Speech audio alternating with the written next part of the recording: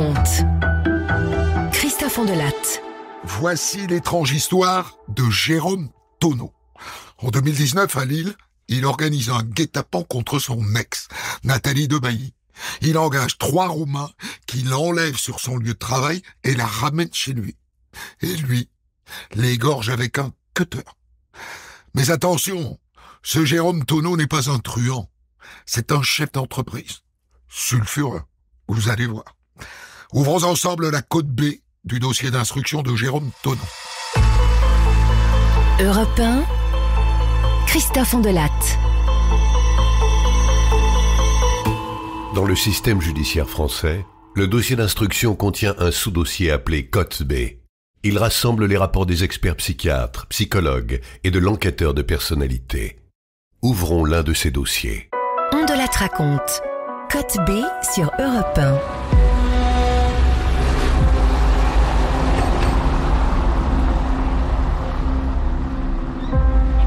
Le matin du 27 mai 2019, à Lille, Nathalie Debailly, 47 ans, se gare sur le parking de la banque où elle travaille.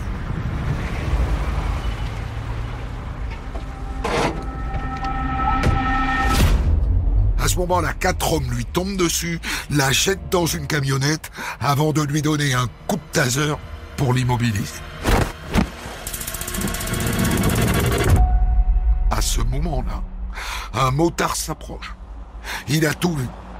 « Oh, vous foutez quoi, là? Laissez-la tranquille. Oh, y a rien. Te mêle pas de ça, dégage. » Jérôme Tonneau, l'ex de Nathalie, dégaine et il tire sur le motard.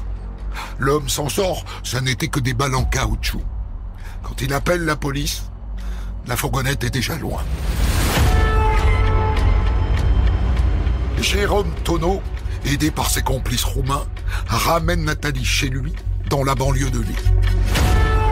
Ensemble, tous les 4, ils jettent Nathalie dans la baignoire et la laissent seule, bâillonnée et ligotée.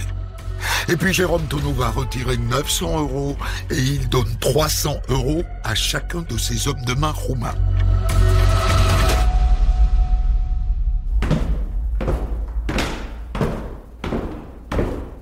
Et puis il va retrouver son ex dans la salle de bain et il égorge Nathalie Debailly.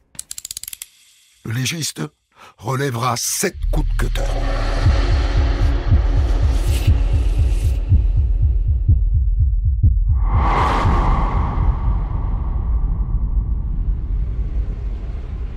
J'ai ma sœur qui m'appelle et qui me demande où je suis. Je dis que je suis en voiture. Nicolas Debailly, frère de Nathalie Debailly. Elle me dit dès que je peux, de me poser, de me garer parce qu'elle a un truc à me dire qui est quand même assez grave et elle souhaite pas que je sois au volant. Je me gare, je la rappelle et puis elle me dit qu'il est arrivé un drame et elle me dit Nat est morte et il l'a tuée.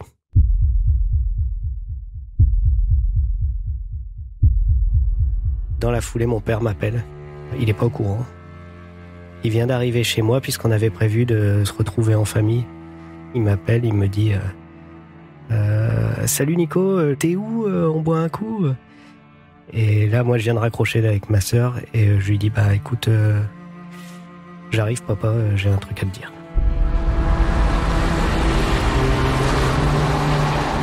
Et voilà comment rapidement toute la famille est au courant. On a même beaucoup de mal à avoir des informations. Ce qui est le plus douloureux, c'est que dans ces cas-là, on se rassure en se faisant des scénarios qui vont pas dans le sens de la souffrance, de la torture. Et finalement, toutes les informations qu'on découvre au fur et à mesure dans La Voix du Nord, c'est l'horreur absolue. D'abord, on découvre qu'elle a été emmenée chez lui. Après, c'est des coups de cutter. Puis on apprend l'histoire de la baignoire. Enfin, tout ça, ça nous arrive au fur et à mesure. Et c'est très difficile, d'autant que, à la fois, certains d'entre nous veulent savoir, d'autres veulent se protéger. Et c'était très, très compliqué. Et jamais on a eu quelqu'un qui nous a parlé franchement tout de suite en nous disant voilà, ça s'est passé comme ça.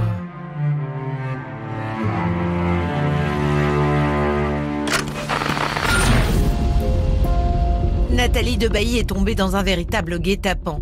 Kidnappée, forcée de monter dans un véhicule utilitaire, elle sera retrouvée morte, égorgée dans l'appartement de son ex-conjoint ici, dans la rue principale de la Madeleine. L'homme de 53 ans, connu de la police pour des escroqueries, est le suspect numéro 1 dans cette affaire. Il est toujours activement recherché. La crime de Lille remonte jusqu'aux 3 complices de Jérôme Tonneau. 3 Roumains installés dans un camp près de Lille. 48 heures plus tard, les flics finissent par l'interpeller, lui. Monte tes mains. Montre-les. Éteins le moteur. Tout de suite. Main sur le volant.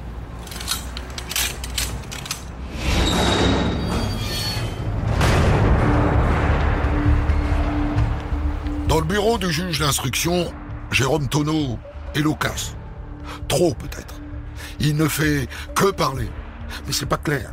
Il part dans tous les sens. Le juge n'y arrive pas. Et c'est son avocat qui doit le raisonner. Il n'a pas toujours le bon comportement. Maître Jean-Philippe Broyard, avocat de Jérôme Tonneau. Donc un peu de dominance, un peu de toujours essayer d'exister et de maîtriser le discours. Donc c'était parfois improductif de sa part, mais je pense que c'était plus fort que lui. Et c'est difficile parce que c'est un homme qui est très digressif, qui parle énormément. Donc quand on pose une question, c'est 1 heure des discours pour essayer d'avoir une réponse. Donc c'est un homme que je vais essayer de le canaliser durant toute la phase de l'instruction pour essayer de le ramener à l'essentiel. Pourquoi, quand, qu'est-ce qui s'est passé dans ta tête, etc.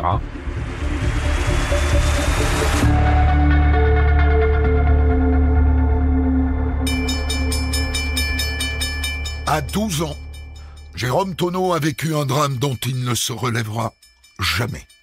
Il est en voiture avec son père et sa sœur. Ils vont traverser un passage à niveau quand...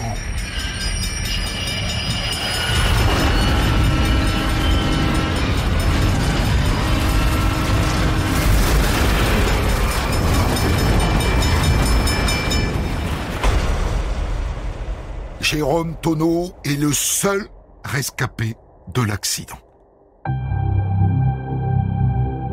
Lorsqu'il va sortir du coma, son papa et sa sœur seront déjà enterrés.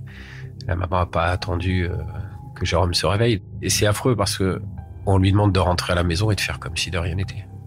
Et on comprend qu'à l'époque, il n'y avait pas de suivi psychologique, donc c'est stress post-traumatique non suivi dans les années 70 pour ce jeune garçon de 12 ans, et une mère qui vient nous expliquer qu'elle a géré, elle, sa peine de son côté, et lui aussi de son côté.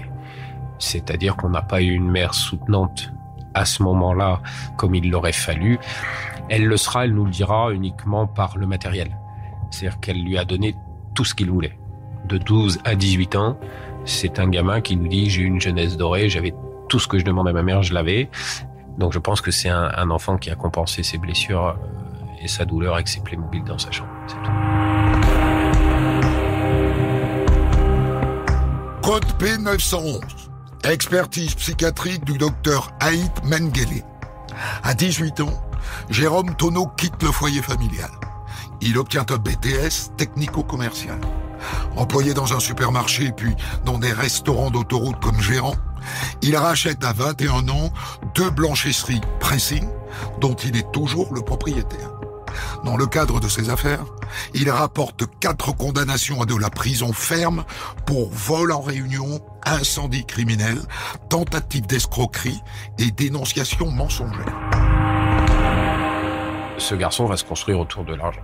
Donc il va falloir exister à tout prix grâce à l'argent. Donc un homme qui a toujours travaillé dans sa vie et en même temps qui avait conscience d'un profond mal-être sans pour autant véritablement l'identifier, malgré son intelligence.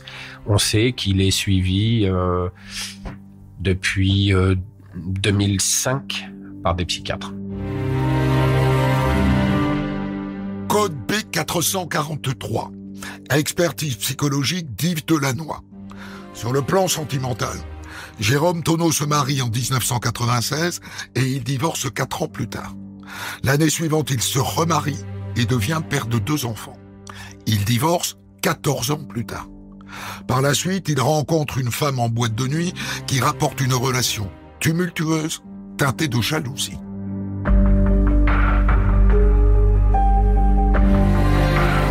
Ses compagnes ne disent pas qu'il a été violent. Il peut l'être verbalement, mais il n'y a jamais eu de passage à tabac de manière régulière sur ses compagnes, ou même celle avec qui il est resté très peu. Alors, voilà, on en a retrouvé une qui nous a parlé d'un épisode de violence, mais c'est anecdotique sur sa vie. À un moment donné, en 2024, on va arrêter de dire que les violences, c'est que des violences physiques. Maître Karine Delaby-Fort, avocate de la sœur de Nathalie. Son arme, effectivement, c'était pas spécialement de donner des baffes. C'était pas ça. Mais c'était beaucoup plus pernicieux que ça. C'était des menaces de mort. Et oui, donc, il avait déjà cette jalousie. Et on s'aperçoit que dans le type de personnalité que représente Jérôme Tonneau, eh bien, le fait de se dire qu'il avait déjà menacé ses précédentes compagnes, mais c'est aussi dangereux et c'est aussi inquiétant que s'il leur avait donné 2-3 baffes. Code B443. Expertise psychologique d'Yves Delannoy. En 2016, sur le site de rencontre adopteunmec.com, Jérôme Tonneau rencontre Nathalie Debailly, une cadre bancaire. Avec elle, il indique qu'il voyage beaucoup et s'investit énormément auprès d'elle, de ses enfants et de sa maison. Jérôme Tonneau ajoute avoir investi beaucoup d'argent dans les réparations de son logement et qu'à cause de ça, il a dû déposer le bilan. Le début, il pourrait presque s'assimiler à une lune de miel finalement.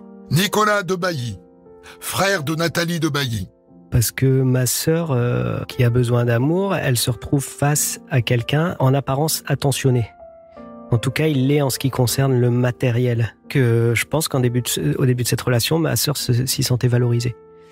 Et c'est vrai qu'elle s'est laissée tenter. Et après, c'est quand même une relation qui a quand même duré 2 ans et demi. Mais elle s'est dégradée rapidement. Il y a eu des hauts et des bas. Il y a eu d'autres ruptures avant cette rupture définitive de février 2019. Parce que finalement, ma sœur était en train de prendre conscience que c'est pas de voyage et de matériel dont elle avait besoin. Elle, c'était d'amour.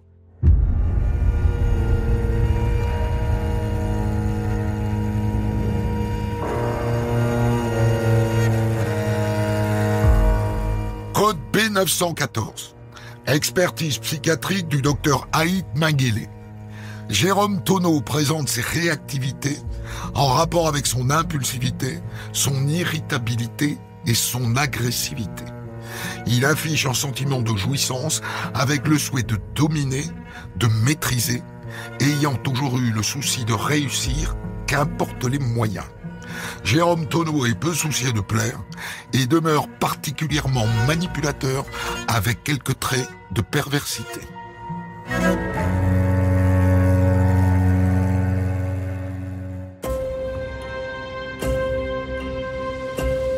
Nathalie ne supporte plus les démêlés judiciaires de Jérôme Tonneau. Elle ne veut plus vivre avec un escroc. Alors après 2 ans et demi de romance en demi-teinte, disons, elle choisit de partir.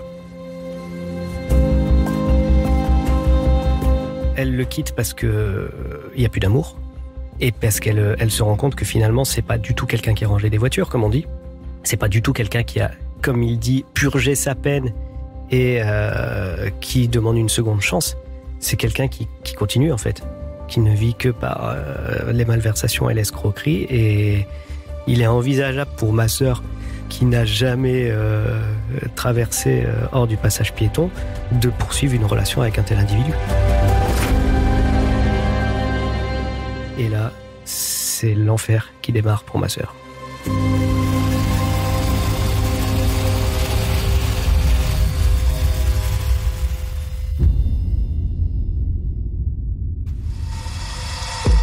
Retrouvez Christophe Andelatte pour la suite de Code B dans un 2e podcast déjà disponible sur votre plateforme.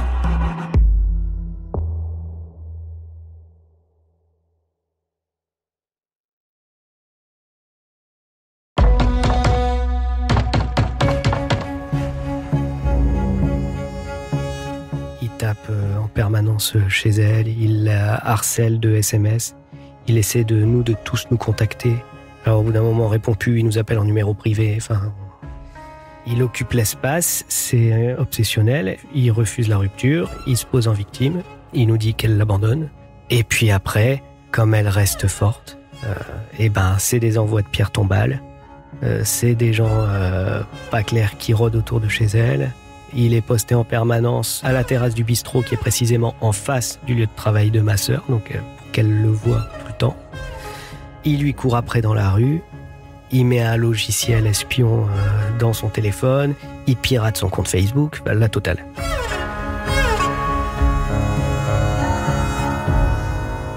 Nathalie de Bailly a peur de Jérôme Tonneau. En 4 mois, elle dépose 3 mains courantes pour se plaindre de harcèlement. Et 2 mois et demi avant les faits, sa crainte monte d'un cran. Elle dépose une plainte contre lui pour menace de mort. Mais les policiers lillois n'en font rien. Et ma sœur prend immédiatement la mesure de ce qui lui arrive, puisque, en fait, sur le moment, elle est abasourdie de la capacité de faire des choses comme ça, en totale impunité, parce que finalement, personne n'intervient jamais. Je veux dire, il y a une bienveillance généralisée. Je veux dire, même ses propres amis à lui, qui se voulaient être devenus les amis de ma sœur, appellent ma sœur pour relayer les menaces.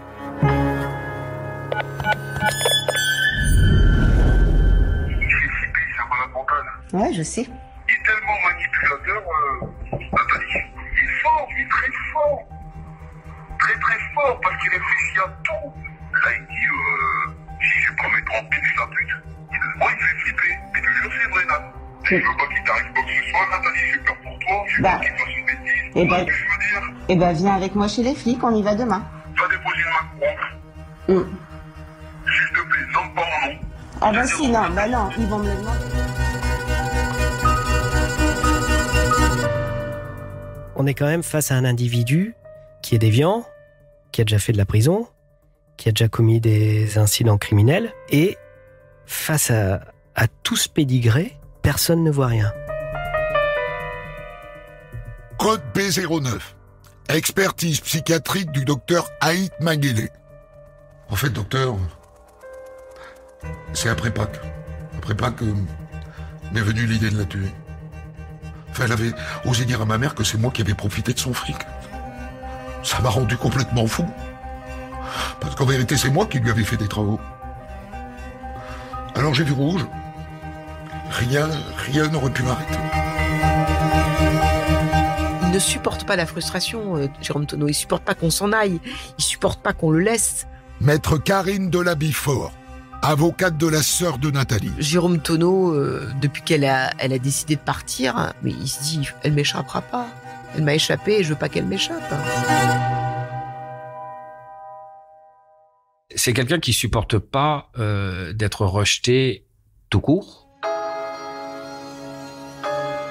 Maître Jean-Philippe Broyard, avocat de Jérôme Tonneau. Qui va construire sa vie et sa personnalité avec les autres comme des supports. C'est-à-dire que sans les autres, il est rien. Ça, c'est la construction de la personnalité sur cette faille abandonnique. C'est-à-dire, j'ai besoin d'avoir des amis qui m'aiment, j'ai besoin d'avoir une femme qui m'aime. Si on m'aime plus, c'est le vide, c'est néant. C'est faire ressortir cette faille abandonnique qui est très très douloureuse. Code B09. Expertise psychiatrique du docteur Haït Mengele. Jérôme Tonneau ne semble pas envahi de regrets ni d'un sentiment de gêne, mais plutôt de honte, avec des remords du fait que la scène criminelle paraisse cruellement et particulièrement peu amendable. Il développe une attitude de neutralité, ne souhaitant pas évoquer ou se souvenir de la scène de l'égorgement. Il dit, c'est horrible ce que j'ai fait, c'est horrible ce que j'ai fait. Mais tout de suite après, il dit, oui mais j'étais malheureux, oui mais les gens autour de moi m'ont pas aidé, oui mais les psychiatres, ouais. Et moi, en gros, pas vraiment responsable de ce que j'ai fait. Ces regrets, en fait, ce sont pas de réels regrets. Il est pas dans l'empathie. Quelqu'un qui regrette vraiment, c'est qu'il se met à la place de l'autre et il dit j'ai détruit la vie de l'autre. Lui, il fera jamais ça. Il se mettra jamais à la place de Nathalie. Il reste à sa place, il est campé sur sa place. Il n'y a que lui qui est important. Code B446. Expertise psychologique d'Yves Delannoy. L'ensemble de l'expertise évoque une personnalité peu structurée, de type état limite, borderline, en lutte contre une dépressivité chronique, en recherche de compensation narcissique et vivant ses rapports à autrui de manière sensitive et conflictuelle. L'envahissement émotionnel est susceptible, dès lors, d'engendrer des comportements violents. Et Jérôme, effectivement, est très froid. Et ce manque d'empathie, ça fait partie d'un des traits de caractère du borderline. C'est-à-dire que ça fait partie de la maladie. Donc, je ne peux pas lui reprocher d'être en manque d'empathie, puisqu'il n'arrive pas à lutter contre cela. C'est plus fort que lui. Il comprend pas même. Et il faut le travailler sans cesse, rien que sur cela, pendant des heures, pour voir les yeux commencer à briller. C'est-à-dire que c'est très très compliqué pour lui de ressentir, effectivement, ou de se mettre à la place de l'autre et ressentir l'émotion, le drame. C'est pas qu'il est pas humain, c'est qu'il lutte contre ce qu'on appelle des failles. Il a des émotions, il peut tomber amoureux, mais est-ce qu'il perçoit ce que sent l'autre à son égard ? C'est une question. Docteur Catherine Thévenon, experte psychiatre. Peut-être qu'il s'est blindé à partir de ce traumatisme de l'enfance, et donc il s'est peut-être adapté à cette situation en se coupant, en se centrant sur ses propres émotions et ne pouvant pas intégrer celles des autres. Ça, c'est possible. Je serais tenté de décrire ainsi la personne borderline: un corps d'adulte, un raisonnement d'adolescent et un cœur d'enfant. Code B447. Expertise psychologique d'Yves Delannoy. Jérôme Tonneau rapporte un état dépressif depuis plusieurs années, avec un suivi psychiatrique depuis 2008 et un traitement antidépresseur. Il indique ne pas avoir de pathologie, mais évoque 4 tentatives de suicide depuis 2019, après la rupture avec Nathalie. Il a été un moment hospitalisé, quelques mois avant les faits. Et on voit à travers le dossier que le médecin psychiatre, un mois avant les faits, vient dire textuellement, il le note, danger, mise en place d'un plan de vengeance à l'égard de sa compagne, risque d'auto et d'hétéro-agressivité, doublons les doses, donc ce sont des neuroleptiques qui lui sont prescrits, le médecin psychiatre double les doses. Là, on comprend très vite qu'il y a un problème. Le psychiatre aurait dû immédiatement l'interner au regard des signes de dangerosité, d'agressivité. Et ça en fait un personnage effectivement très dangereux, manipulateur, avec des troubles du comportement, qui a été capable quand même d'organiser méthodiquement, avec préméditation et en entraînant des gens. Il avait un rapport à ses autres accusés, il avait un ascendant sur eux. Vous savez, monsieur le juge, ça fait un moment que je pensais à la tuer. J'avais prévu l'enlever une autre fois, mais ça a planté. Vous verrez, j'ai tout noté dans mon iPad. J'avais tout prévu. Ça me rendait fou.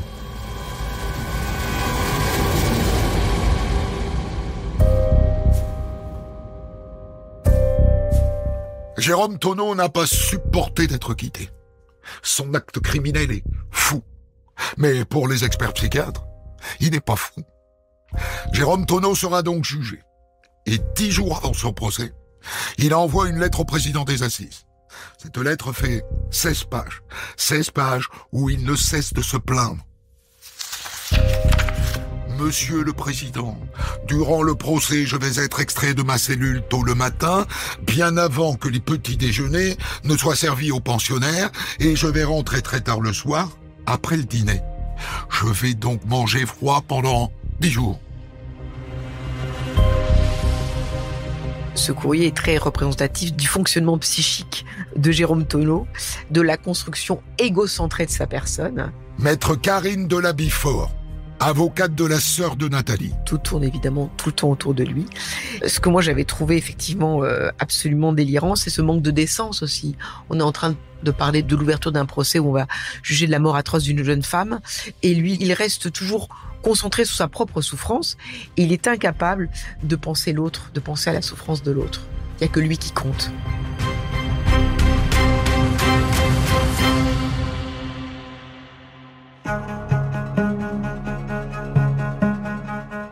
Code B479.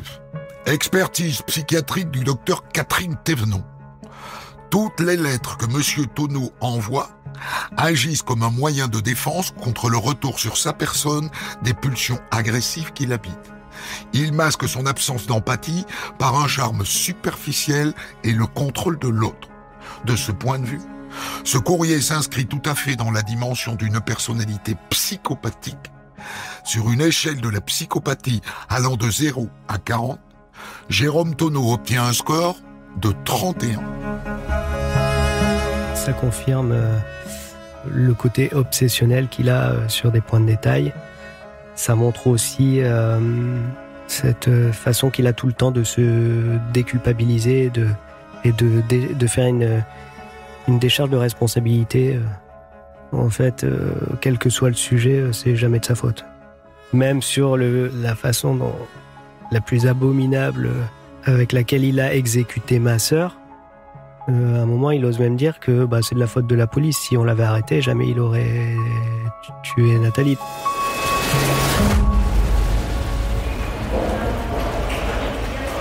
Nathalie Debaille, égorgée par son ex-compagnon dans le Nord. Le procès s'ouvrait ce lundi devant la cour d'assises de Douai, où vous vous trouvez, Lionel Gougelot, correspondant d'Europe 1 dans le Nord. Un meurtre particulièrement atroce. Oui, commis par un homme que l'on retrouve aujourd'hui recroquevillé dans le box des accusés à côté de 3 complices, visage caché par un masque chirurgical. Jérôme Tonneau, c'est son nom, prend des notes en écoutant le récit par le président du calvaire enduré par Nathalie. Alors, j'ai pété les plombs, j'étais en transe, explique devant le juge l'ex-compagnon qui ne supportait pas la rupture.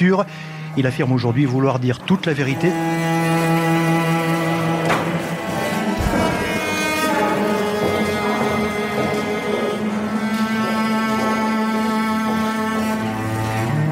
Le jour de l'ouverture du procès, Tonneau arrive masqué. Comme pour dire aux gens, quand je voudrais enlever ce masque, c'est moi qui déciderai de vous montrer mon visage. Et puis, des notes. Tonneau prend tout le temps des notes. Il nous passe des petits mots pour dire il faut dire ci, il faut dire ça. Bon, le président de la cour d'assises nous dit gentiment, les jurés commencent à être agacés des mots qui passent, mais que faire ? Maître Jean-Philippe Broyard, avocat de Jérôme Tonneau. Il a le droit de communiquer avec son avocat, donc c'est compliqué. C'est compliqué, mais c'est vrai que c'est des attitudes qui agacent, et on lui dit stop, les petits mots on les lit même plus, on lui fait comprendre. On les prend, on les met de côté et à un moment donné, on essaie de lui faire comprendre que ça sert à rien. Donc il fallait sans cesse le ramener à la raison. Comme un père qui va recadrer son fils, en tapant une bonne fois sur la table. Et on était peut-être au fond les seuls qui l'écoutaient. Nous, depuis 5 ans, faut savoir qu'on fait tous un travail énorme sur nous-mêmes pour se dégager de ce sentiment de haine, finalement, qui nous a habités, qui aurait pu continuer à nous habiter, mais qui est complètement une impasse, parce que haïr l'autre, on le détruit pas quand on le haït l'autre, on se détruit soi-même. Et ça, nous, on l'a vite compris. Et on s'est dit, mais il nous tuera pas tous. Monsieur l'huissier, nous allons entendre maintenant Nicolas Debailly, le frère de Nathalie Debailly. Faites-le venir, je vous prie. Monsieur Debailly, bonjour. Veuillez, je vous prie, décliner nom, prénom et fonction. Pendant mon intervention, quand il s'agit de décrire un peu les semaines de calvaire qu'a vécu ma sœur, les semaines précédentes de son assassinat, donc je décris tout ce qu'elle a subi, il perd ses moyens et il crie et il est viré de la séance. Oui, il conteste il dit que je dis n'importe quoi, oui. En fait, c'est toujours la faute de l'autre. Donc là, d'entendre toutes les responsabilités qu'il devait porter, je pense que il n'a pas dû le supporter. Messieurs les gendarmes, faites sortir immédiatement Monsieur Tonneau de la salle d'assises. Il reviendra quand il sera calmé.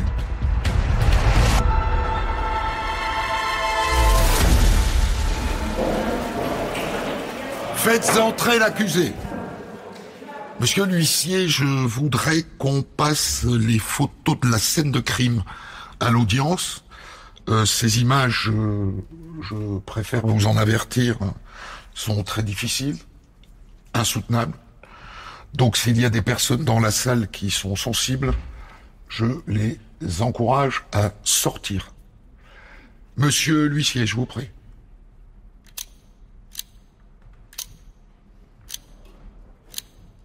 Il y a un silence de plomb. Les photos, si vous voulez, voir une femme égorgée dans un film, c'est un film. Là, vous voyez des photos d'une réalité. Elle est pas loin de la décapitation. Ce sont des images qui restent gravées dans les cerveaux de l'avocat jusqu'à sa fin de carrière, hein, jusqu'à sa fin de vie. Ça, je veux dire, ce sont des images qu'on conserve. On s'en remet pas. Elles reviennent régulièrement. On vit avec. Et je vous disais qu'on était une famille très soudée et qu'on traversait tout ensemble. Et malheureusement, ça, c'est le genre de truc qu'on vit seul en plus. Jérôme Tonneau est condamné à 30 ans de réclusion criminelle avec une peine de sûreté de 20 ans. Ses 3 complices écopent de peine allant de 16 à 20 ans de prison. Il nous a privés de sa présence, mais pour moi, elle est tout le temps avec moi. Et chaque jour où je mène les combats que j'ai à mener, j'ai l'impression qu'elle est à mes côtés et qu'elle serait fière de ce que son petit frère fait pour elle. Voilà, c'est le sens de ma vie maintenant. Et dans ce contexte-là, c'est pas une lutte, j'ai absolument pas envie de m'écrouler. J'ai envie de me battre.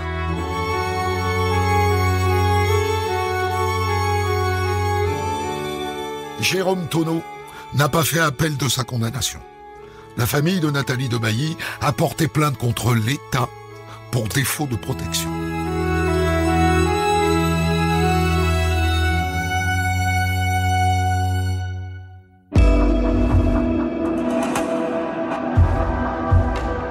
Ainsi se termine ce numéro dont de la raconte version psy, autrement dit Code B.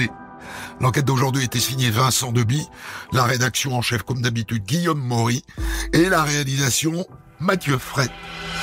Retrouvez On de la raconte Code B tous les vendredis dès 6h sur votre plateforme de podcast.